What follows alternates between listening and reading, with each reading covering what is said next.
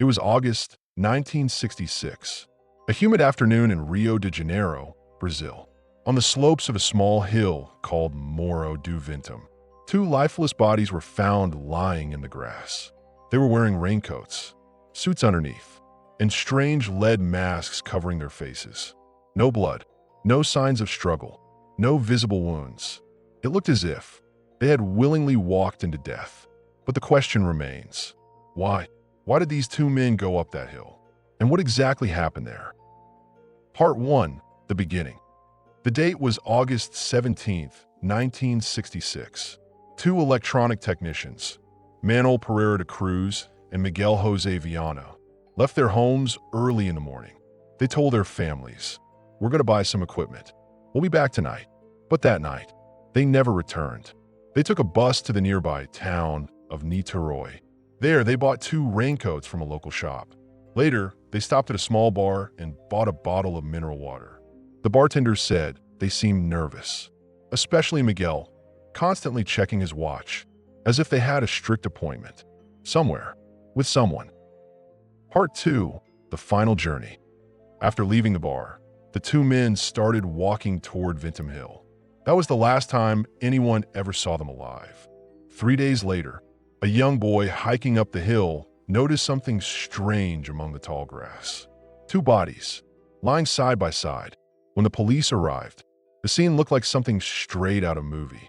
Both men were neatly dressed. Suits, raincoats, and those peculiar lead masks. Masks with no holes for breathing. No straps, no markings. They were handmade, meant to cover only the eyes. It was as if they were trying to protect themselves from something bright. Maybe from a light too intense for human eyes. Or perhaps from something not of this world. Part 3, the items found. Next to the bodies, the police found a few odd items. A bottle of mineral water, two towels, a pair of aluminum cups, and one small handwritten note. It read, 4:30 p.m., be at the agreed place. 6:30 p.m., ingest capsules. After the effect, protect metals. Wait for the signal. Cryptic, disturbing, and deeply confusing. What were these capsules? Drugs? Poison? Or something entirely different? And what did wait for the signal mean? A signal? From who? Part 4, autopsy and inconsistencies. The autopsy report only made the mystery deeper. There were no external injuries, no bruises, no cuts, no evidence of violence. But the strangest part? The toxicology tests were never completed. Their internal organs were removed, but the chemical analysis that could have revealed poisoning was never done or never recorded. So no one knows if they were drugged, poisoned, or if something else entirely killed them.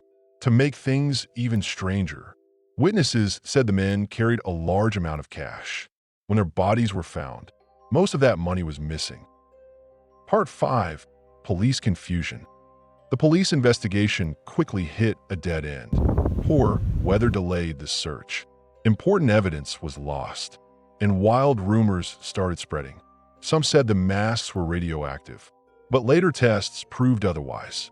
If the masks weren't for radiation, then what were they for?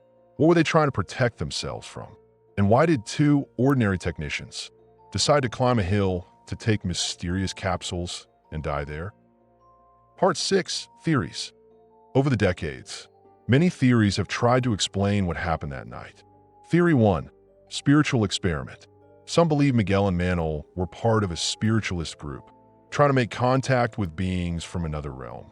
They believed that by ingesting certain substances and wearing lead masks, they could communicate with higher entities while protecting their eyes from bright, otherworldly energy.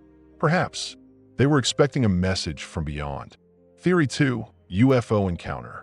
Several locals reported seeing bright lights in the sky that night. Some claim the men were trying to make contact with extraterrestrial visitors.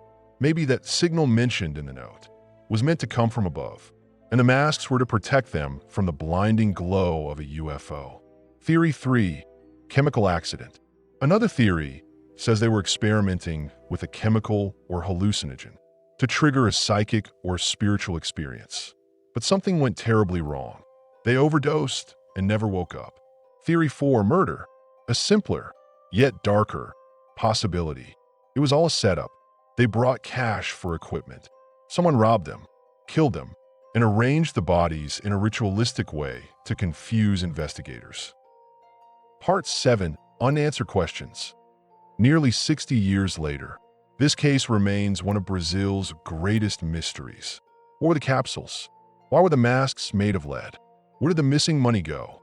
And what exactly was this signal they were waiting for? No answers, just questions and silence. Were they trying to reach a new level of consciousness? Or were they tricked into something fatal? Maybe they were chasing something, a secret, a light, a truth that no one else could see. Whatever the reason, they took that secret to their graves. Part 8. Closing. Today, the story of the lead mask case is told in books, documentaries, and conspiracy forums around the world. But the hill, Morro do Ventum, still stands there, quiet and haunted by the mystery of that night, when the wind blows through the grass and the moonlight hits the hilltop. It's hard not to wonder, what really happened up there? And what were they waiting for? Tell me, if you were there that night, would you have taken the capsules?